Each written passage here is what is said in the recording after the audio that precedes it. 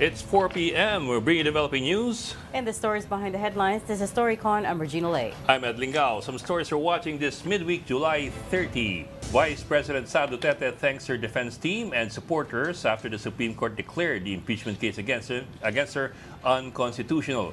She also vowed to stand against, and we quote, greedy leaders whom she claimed would bring the nation down. The Supreme Court earlier ruled that the impeachment articles violated Duterte's right to due process and the one-year bar rule. Senator Ping Lacson has accepted the chairmanship of the Senate Committee on Electoral Reforms. He vows to prioritize the passage of the anti-political dynasty bill that would bar spouses and relatives of incumbent officials up to the second degree from running in the same city or province during the elections. Lacson says the measure aims to curb political inequity and fulfill the constitutional mandate to guarantee equal access to public service. Authorities are monitoring areas along the eastern Philippine coast after a tsunami alert issued by PHIVOLCS. The agency earlier warned that tsunami waves less than 1 meter high may reach parts of the country between 1:20 p.m. and 2:40 p.m. today. Warnings have also been issued for parts of Russia, Japan, Alaska, Hawaii, and the U.S. West Coast after the magnitude 8.7 earthquake of Kamchatka in Russia. A former Supreme Court justice raises the possibility of a constitutional crisis if the Senate does not abide by the Supreme Court's ruling on Duterte's impeachment. However, former Supreme Court Associate Justice Adolfo Ascuna clarifies that this is just one scenario among a few that could arise if the upper chamber goes ahead and convenes as an impeachment court. Ascuna, who was also one of the framers of the 1987 Constitution, explains how a constitutional crisis would be triggered in this case. My own concept is for them to abide by the Supreme Court ruling so as not to cause a constitutional crisis. Supreme Court already said that the Senate did not acquire jurisdiction and therefore cannot try the case. So if the Senate proceeds to try the case, you'll have two bodies, independent bodies contradicting each other, and that is not good.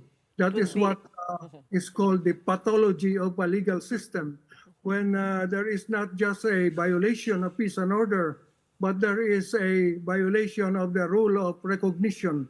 In other words, the rule of the Constitution is not interpreted in the same way by the branches of government. That is a crisis. But former Justice Ascuna says all is not lost for those pushing for Duterte's impeachment, especially the House of Representatives. A motion for reconsideration can be filed, which Supreme Court justices could tackle through oral arguments. Supreme Court should have asked for comment, as they invariably did in previous cases, or answer from the respondents before deciding the case merely on the response to questions that it posed, which is not sufficient to allow the respondents to give its full side to the controversy. The MR of the House would give the court an opportunity to allow a fuller discussion of the facts, because this decision depends so much on the facts, and this can be done through oral arguments. And not only that, in an oral argument on the MR, an oral argument on the MR will allow a full court, not just unanimous, but a full court, because Justice Cayosa, who recused himself, is allowed under the rules to take part in the oral arguments. He's not allowed to vote, but he can take part. He can ask questions. And Justice Singh, who is only may participate, hopefully she will be able to participate. So you can have a full court listening to the oral arguments, participating, rather than just 13.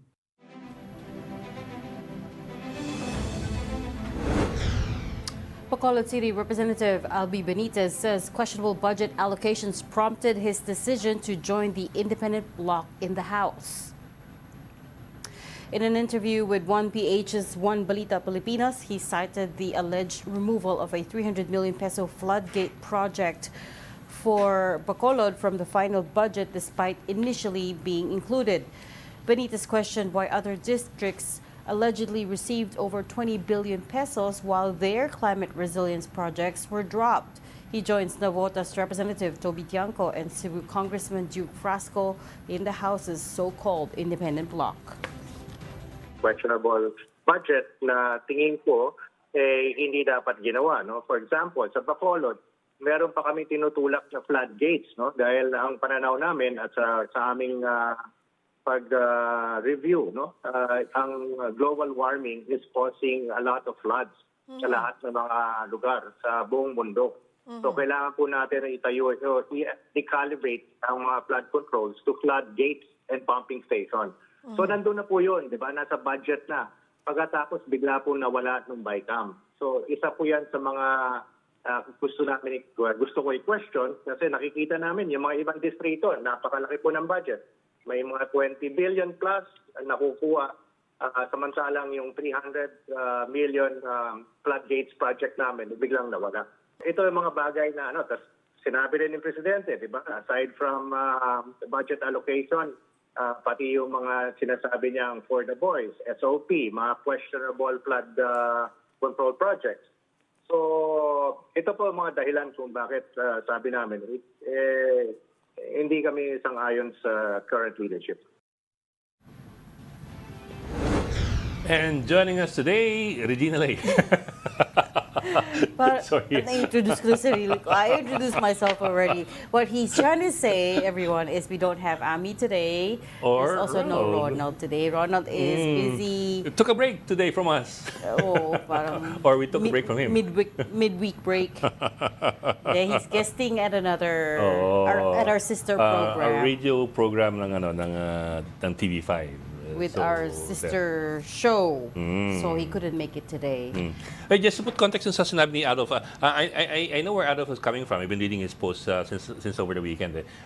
He's basically saying that, let's go through the process and the Supreme Court has ruled until and unless that ruling is overturned by a motion for reconsideration, for example, then let's go through the process and follow the rules, which means that the Supreme Court has spoken so far. And the Senate cannot just ignore the ruling at the risk of having a constitutional crisis. However, Justice Adolf is still insisting na while apparently legal yung ruling sa impeachment case ng Supreme Court, he's questioning the fairness. And among other things, also the issues of accountability will be lost. And actually, in his more recent post, mas detalyado siya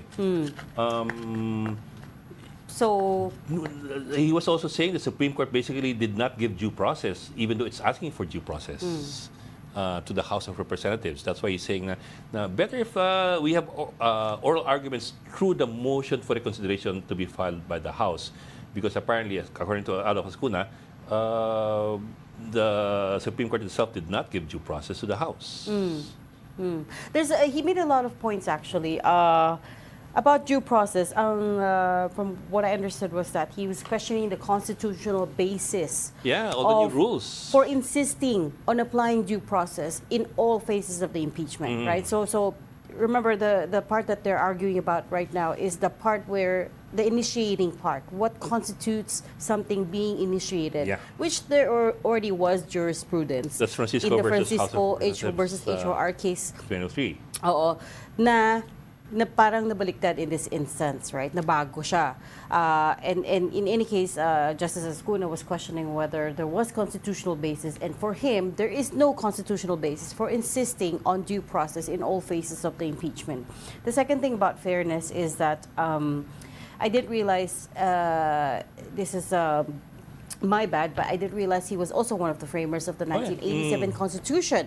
So he specifically said na they deliberately changed that in the 1987 Constitution, changing it from the 1935 Constitution In the 1987 Constitution, they made it deliberately easier to enforce accountability. So they took down the Ginawa number silang of ratio, votes. yeah. Oo, the number of the ratio needed to convict or acquit somebody. So, for instance, in the 1935 Constitution, you need 2/3 of the House in order to impeach someone, an official.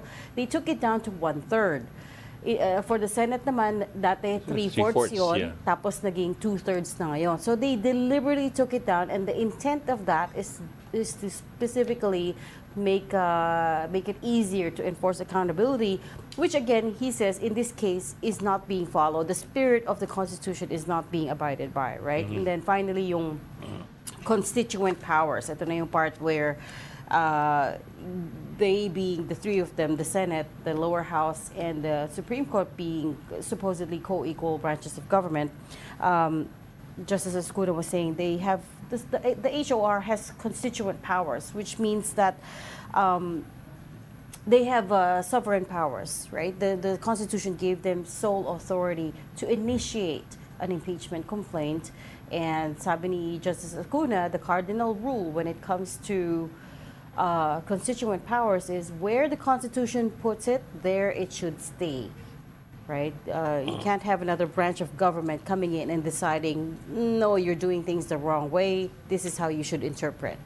Also, he also makes a point about against the new requirements being put forth or being required by the Supreme Court to meet its new due process rule for impeachment, which includes, among other things, naka-specify sa Supreme Court ruling.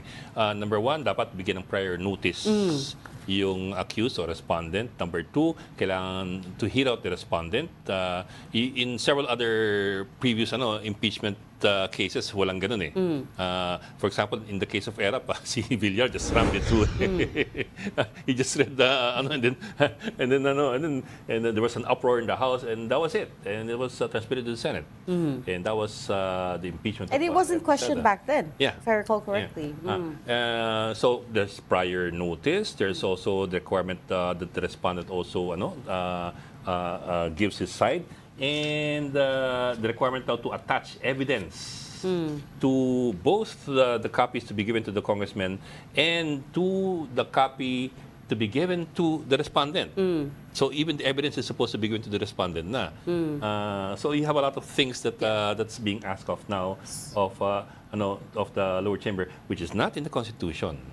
So bottom line, it makes it more difficult to try to hold somebody accountable, to try to hold an elected official accountable, is Justice Ascuna's point, because you're adding all of these steps to the process, right? When, according to him, the Constitution is pretty clear about what needs to be done. Ito nga sabi ni Atty, the Supreme Court cannot be the one to craft the rules to enforce Article 11 of the Constitution, because in the Constitution it says that Congress and the Senate it's up to them to make the rules, the procedural rules on how the impeachment and the trial is supposed to be done. That's in the Constitution, And Article because 11. because Supreme Court judges themselves are impeachable officials, Yeah. right? That's a good point. So they, basically, what's happening right now is they're crafting the rules for something that should also That hold may them also apply to accountable. them. Yeah, that also apply to them.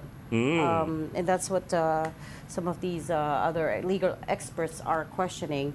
Well, speaking of legal experts, let's bring in our first guest for today. We've got Attorney Egon Cayosa. He's the former chief of the Integrated Bar of the Philippines. Good afternoon, Attorney. Good afternoon, Thanks sir. for joining us. Thank you for joining us. Good afternoon at magandang hapon sa nakikinig at nanonood sa inyo. Yes, sir. Sir, very interesting back and forth. We've been reading, some of the writings of former justices of the Supreme Court. Of course, we've also read the Supreme Court ruling. In this country, each lawyer has his own interpretation of how things go. But from your perspective, sir, give us your perspective. What do you think? Well, first, I'd like to commend you and other members of media and other lawyers or even non-lawyers for discussing this controversial decision. Because if we frame it in the aspect of accountability of high government officials, this is a very important decision. If we look at it from the perspective of the Constitution being the supreme law, to which all the branches of government must submit themselves, it is very important. So congratulations to all of you. The overall effect of this, when we talk about accountability of high public officials, it will make it more difficult for our people to file or hold accountable the high government officials of our land. Secondly, in terms of constitutional principles, there seems to be, and there is reason for many who are saying there's judicial overreach here, and the decision seems to add or subtract from or add to the provisions of the Constitution, which they cannot do. They cannot do. And lastly, or thirdly, is the question of fairness. The Supreme Court makes in the decision, cites so much material and due process and fairness, but in this particular case, it now looks that they are not fair to the House of Representatives, because it now appears, after we see the whole text of the decision, and now the House of Representatives is planning to file an MR, that number one, there are factual errors in the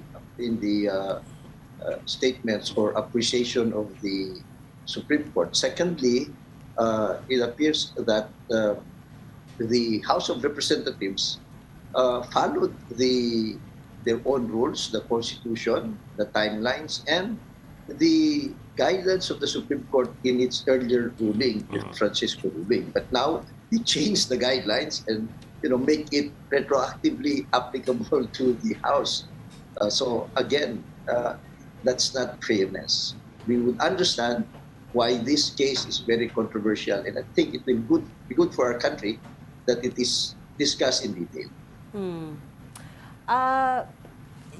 Yung question at the heart of this, attorney, seems to be, one of the questions at the core of this is what constitutes an impeachment complaint being initiated, right? And to our understanding, meron na pong jurisprudence on this in terms of the one-year bar rule, which a lot of people are now saying that the Supreme Court changed. Are they allowed to do that? Could you help us understand this part of the process? Bakit po controversial siya? It is controversial because at the time the House of Representatives processed the 4 impeachment complaints, the prevailing rule would be the rules of the House, the rules of procedure, the Constitution, of course, and the doctrine laid down by the Supreme Court in the Francisco ruling. What did the Supreme Court say in the Francisco ruling? The Constitution says there can only be one impeachment complaint initiated within a year. So that's very clear. So, but then the Constitution is silent. When do we start counting or considering that there is an initiated impeachment proceeding?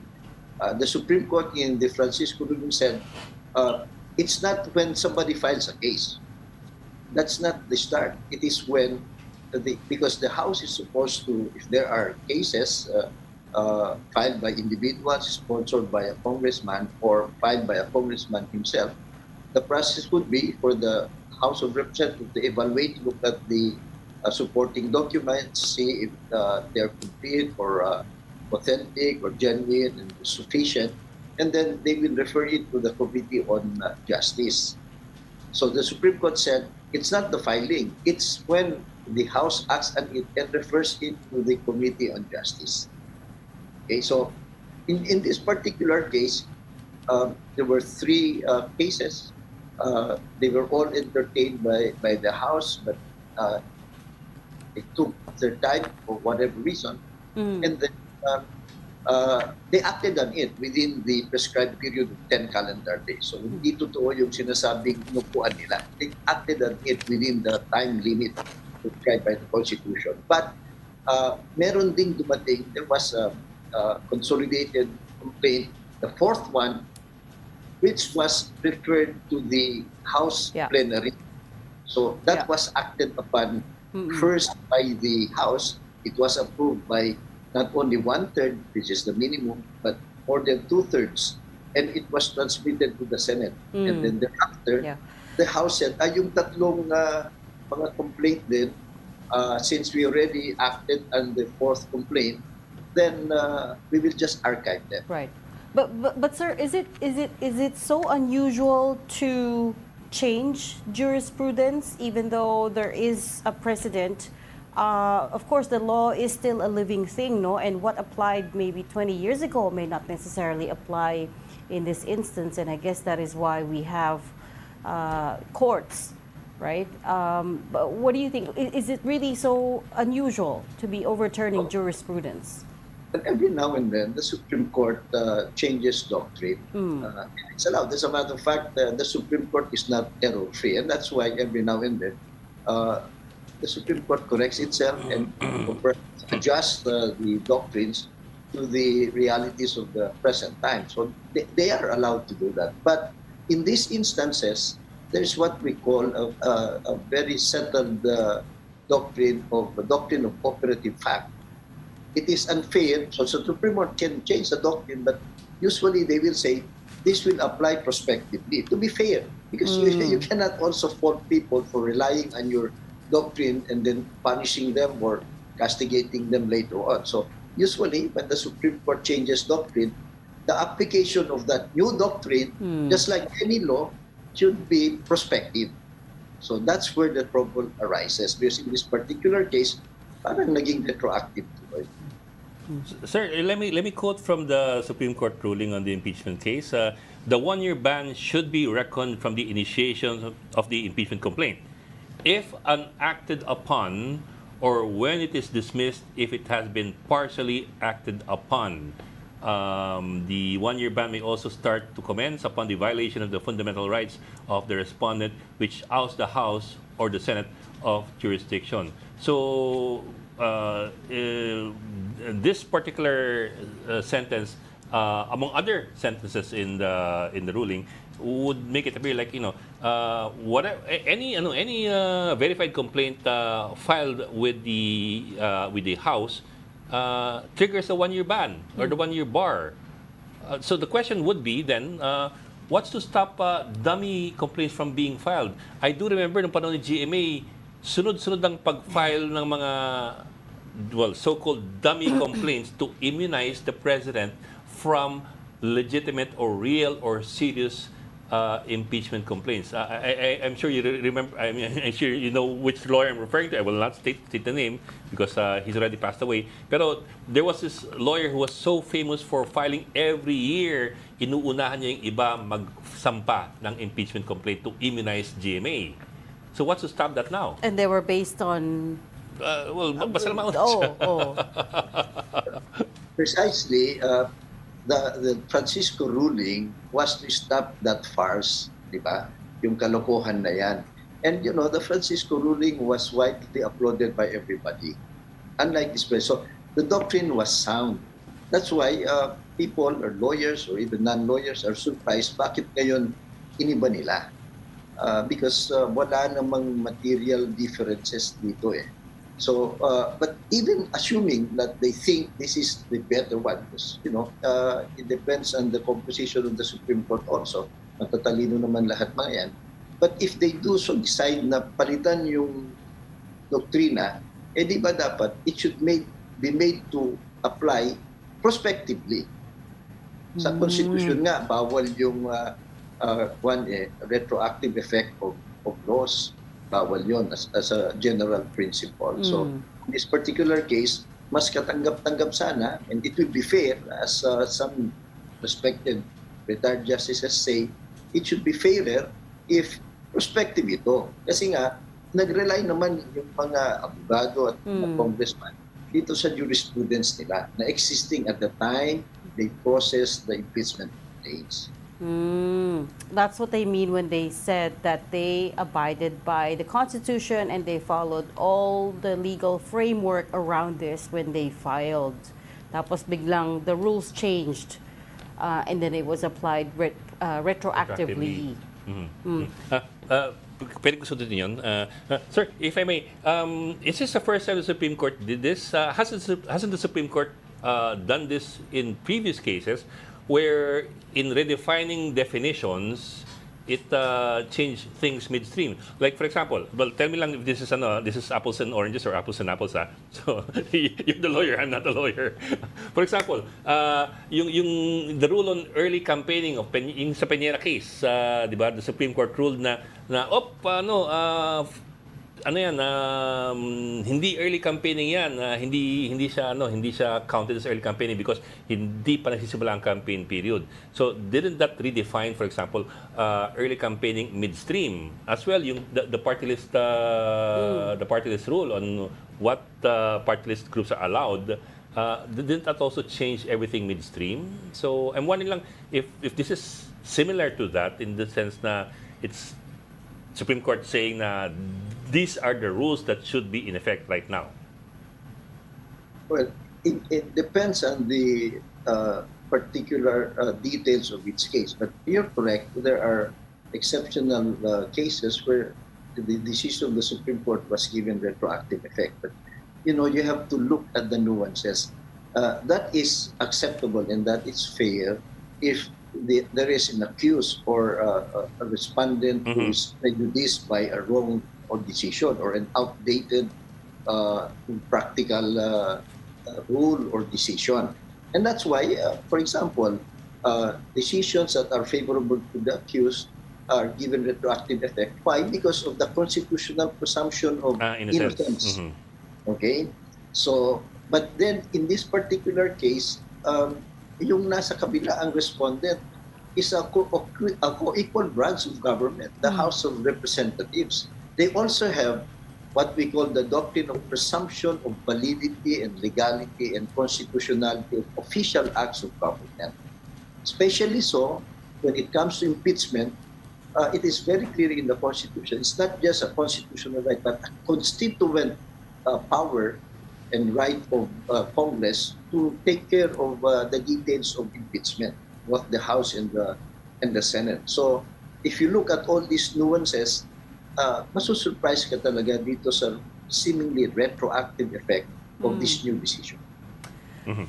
But, sir, there is also something to be said about the fact that it was a unanimous decision, and this is the highest court of the land, right? I mean, what do we make of that? Okay sana, I mean, if they were split. If they were split. Lang yung margin eh. Oh, but this is 13-0. Two did not vote, but 13-0. So we have to put weight on that too, don't we?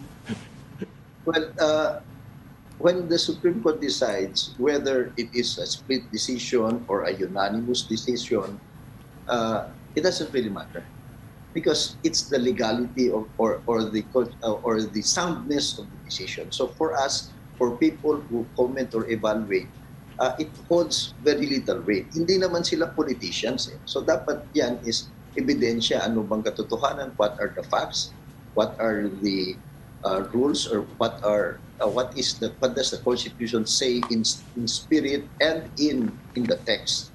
So maaring mag-factor in lang yan dun sa tsansa na magre-reconsider ba sila. So that's another thing. But it doesn't really matter. When we analyze decisions of the Supreme Court, whether they are sound or not, the number of those who agreed with the decision does not carry much weight. Because kung nagkamali ka, mali yung facts mo, mali talaga kahit 10 kayo o mag-isa ka lang. It doesn't really matter. So when we talk of constitutional principles that are settled, then it doesn't really matter whether there are 13 of you or you're split. Maganda nga yung thinking ng iba na why did you not conduct an oral argument or some suggestions that it might be good for them to give the MR a chance so that and hold an oral argument so that everybody could hear it, assuming they will allow public oral arguments, and the full court or the other two who were not there can participate. So these are just mechanisms by which we hope the Supreme Court will have a chance to correct itself. I guess it came into play because na-politicized na, no, sir? There are a lot of people pointing to the fact that at least 9 of them were appointed by former President Duterte. And that colored this decision, unfortunately, right? How they rightly voted... or wrongly, it's a perception that exactly. It created this believes on perception na, okay, the Supreme Court is also... susceptible to political Baka makotem ka. maneuvers. Created the perception. created, Takot kaya. created a perception, a public perception that they're also susceptible to the political environment, right? So that's why I'm also we're also trying to understand what the law industry here is saying about it. And like I said, it's a vote of 13-0. If you're on the other side and you think, okay, that's a wrong decision, how could 13 judges get it wrong, right? Or sir, to put it another way, how can 13 of the presumably best legal minds in the country, of course, this is a presumption, they may have feet of clay anyway, but anyway, that's not for us to say. But yeah, the presumption is there that they're the best legal minds of the country. And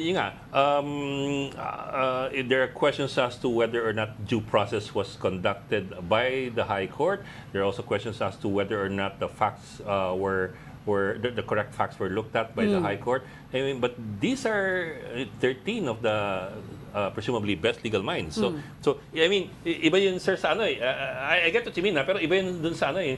Yung naghati sila 6 versus 7, pero majority pa rin ng 7. Isa lang yung ano, so iba pa rin yung ganun. Well, one, it's very unfortunate that that's the public perception now. And what you say na feeling yung marami o yung iba politicized. That we should not evaluate or look at it that way. But unfortunately, that's the reality. Why? Because nga questionable yung basis or soundness of the decision. Kasi when we look at the decision, we should look at it regardless of who penned it, how many voted, or who are the parties involved. We should look at it from the perspective of the Constitution, accountable public official, balance of power, or equal branch of government, and many of the settled principles. It's only unfortunate because of the sequence of events na ganun na ang paningin ng taong bayan. We don't even want to go to that. That's another matter. That's a political thing that people can look into. But as far as the Supreme Court is concerned, hindi dapat. Now, as to whether or not 13 can change their mind, it may be improbable, but it's possible. You talk about integrity. Because you cannot quarrel with facts. You could disagree among yourselves, you could be split about whether or not you change the policy or the interpretation. But when it comes to facts, there's only one true fact. So, dito, unfortunately, there are factual matters that are being pointed out at may basihan sila.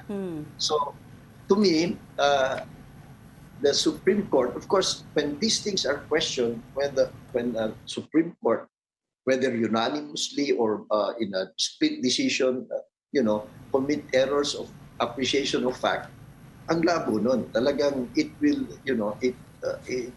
greatly affect the integrity of the whole institution. So, maganda rin kung titignan nila, baka meron ding hindi nakita yung mga nagki-criticize, but facts are facts. So, it's the highest form of integrity, really, to correct yourself if you're wrong. Now, if you're correct, then you say so, but this have to come out. Hindi well established yung factual basis with respect to yung sinasabi nila na, and even the logic na the first complaint was deemed initiated when you adjourn. Adjournment was at 7 o'clock. Yung pag-approve dun sa fourth complaint was in the afternoon.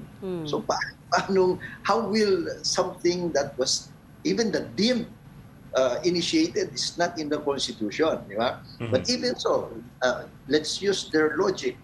if that was deemed initiated at 7 o'clock, kasi sabi ng Supreme Court, when you adjourn and you did not act on it, it is deemed na you acted on that. So when did that happen?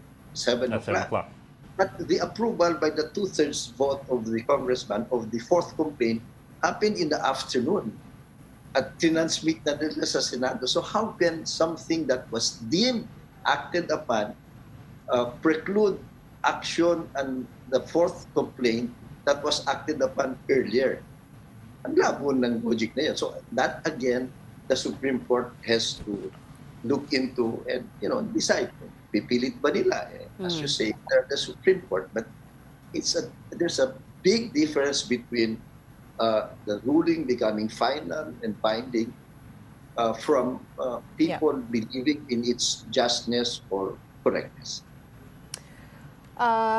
Lastly, sir, so now you have the different branches of government disagreeing on the constitutional. At what point do we call it a constitutional crisis? But I think even now there's already a sort of crisis, di ba? But let's not be afraid of constitutional crisis. It should not immobilize us. It should not seal our lips. It should not, blanket our minds, our rational thinking, and our search for the truth and fairness. Kasi hindi naman magkakagulo yan eh. And in the past, there have been some decisions of the Supreme Court that were really disregarded by other branches of government. We're not saying they should do it this time, but if, for example, the Senate decides to proceed with the trial and decide whichever way, whether to conform to the opinion or decision of the Supreme Court or to form their own opinion and agree with the similar to the Supreme Court's decision na wala silang jurisdiction, or they say we have jurisdiction, we would understand why they do that, because they have the constituent power. Nag-convene na sila eh. And to my mind, and the minds of many constitutional law experts, even jurists, trabaho ng Senado yan eh. That's possible. Magkakagulo ba ang Republika? Hindi naman. So, of course, the easiest way out is, as one lawmaker says, ayan na yan, period. That's the easiest way out. Is that good for our country?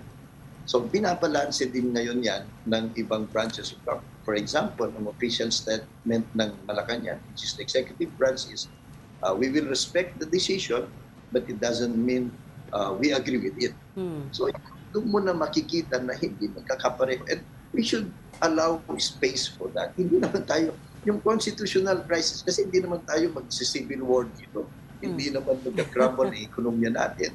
We will not, it's just yung scheme of things. Kasi nga, and why did this happen? Because nga, some say, may judicial overreach. So, sino ba nagsimula kasi nito? No? Instability in a different way. Yung legal instability. Kasi controversial yung decision. Kasi kung matino yan o katanggap-tanggap at lahat ng hindi, sino ba naman ang hindi susunod yan? So, yun ang pinanggagalingan. So, we should not be afraid of that. We still have to trust that our elected congressmen and senators, the executive branch and the judicial branch will continue to function. Ang importante dito yung primacy of the Constitution. Because the Supreme Court is not also above the Constitution. And the words of the Constitution are very clear, and no official, no branch of government can add or subtract from that. That's a great place to leave this conversation. Nothing to be afraid of. Kahit may constitutional crisis, we gotta leave space for these kinds of discussions. Thank you so much for talking to us today, former Integrated Bar of the Philippines President Egon Cayosa. Salamat, Attorney. Maraming salamat. Good afternoon to everyone. You are watching Storycon on One News. We just need to take a very quick break. We'll be right back. Stay with us. We've got developing news in the stories behind the headlines. Welcome back to Storycon, the Story Conference. I'm Ed Lingao. And I'm Regina Lays. Thanks for staying with us. And let's now bring in News 5 correspondent Marian Enriquez, who's been covering the House of Representatives. Maan, day 3 na ng 20th Congress. What's happened to the House chairmanships at this point? Nagparte-parte na raw. Yes, tama nga kayo dyan, Reg and Bok. Talagang umpisa na nga ilatag kung sino-sino itong mga chairman ng bawat komite. Una na nga rin pinasa kay Nueva Ecija 1st District Representative Micaela Swansing yung Appropriations Committee na nangunguna sa pagbusisi nga ng national budget. Itutuloy rin daw ng Kamara yung pagdinig ng Quadcom na nag-iimbestiga nga sa mga kasong may kinalaman sa illegal drug trade at mga human rights violation. At isa na nga sa mga naihaing resolusyon ay yung pag-iimbestiga sa missing sabongeros. Balik sa kanyang pwesto bilang chairman ng Committee on Human Rights, si Manila 6th District Representative Benny Abante. Nananatili rin bilang chairman ng Committee on Good Government and Public Accountability, si Manila 3rd District Representative Joel Chua. Committee on Public Order and Safety naman ang pamumunuan ni Manila 2nd District Representative Rolando Valeriano. Nahalal naman bilang chairman ng Committee on Dangerous Drugs, si Bukidnon 2nd District Representative Jonathan Keith Flores. Binigay naman kay Marikina 2nd District Representative Miro Kimbo ang Committee on Ways and Means na dumidinig ng mga tax and revenue legislation.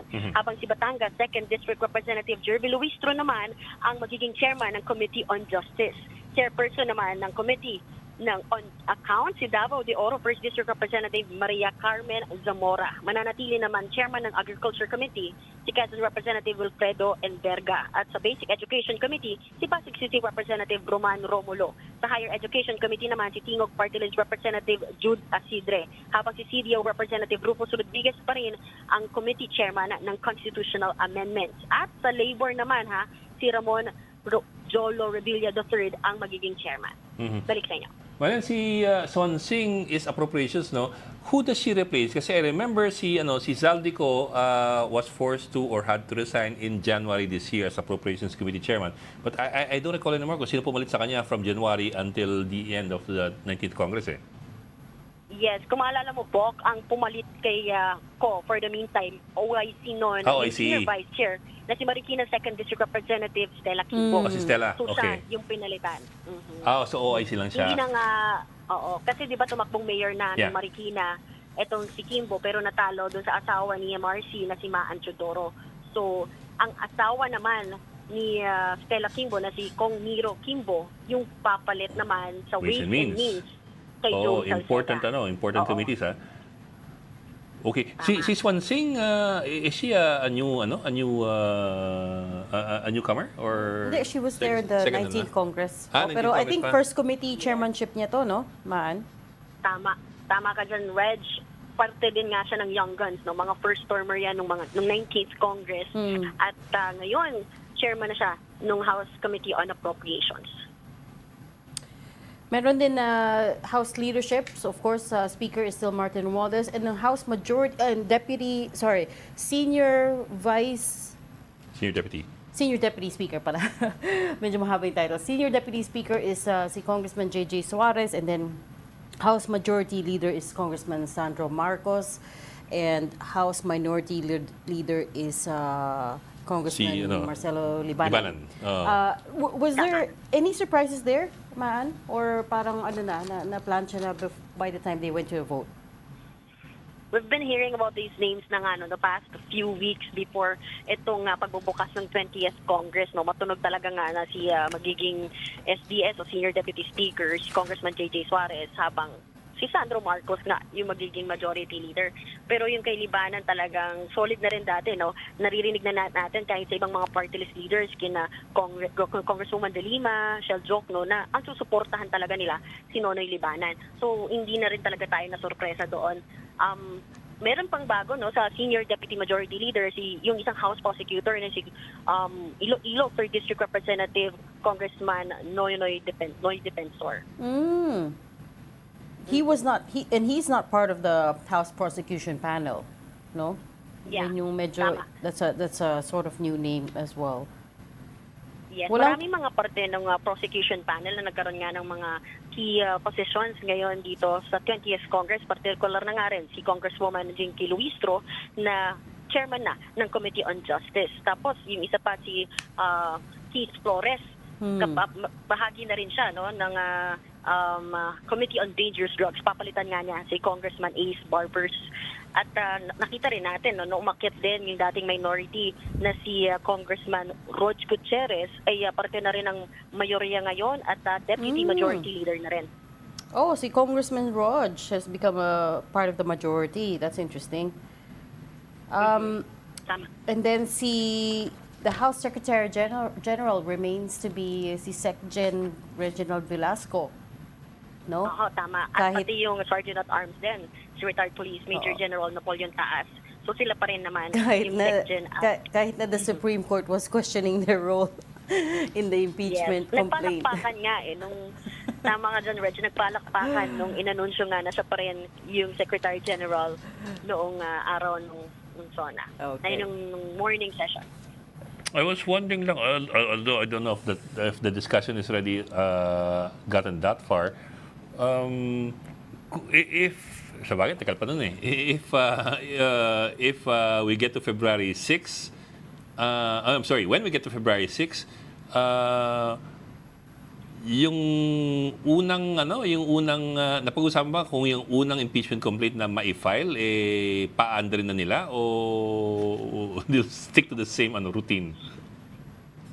Alam mo, Bok, kung tatanungin mo nga yung mga prosecutors, lahat sila ang sasabihin, hindi pa namin napag-uusapan yan. Yung February Yeah, 6 ko na it's yung too early nga gagawin, naman magpapasa pa Oo. ng 1/3 o idadaan pa sa Committee on Justice. Pero kasi kung mababasa nyo, yung ruling ng SC, parang gusto nila ipadaan sa Committee on Justice. At doon nga magkakaroon talaga ng pagdinig, no? Talagang, I don't know kung paano magiging system nun. Kung idadaan sa Committee on Justice, aaraw-arawin ba nila yung hearing, iimbitahan si VP Sara at doon pa sasagutin.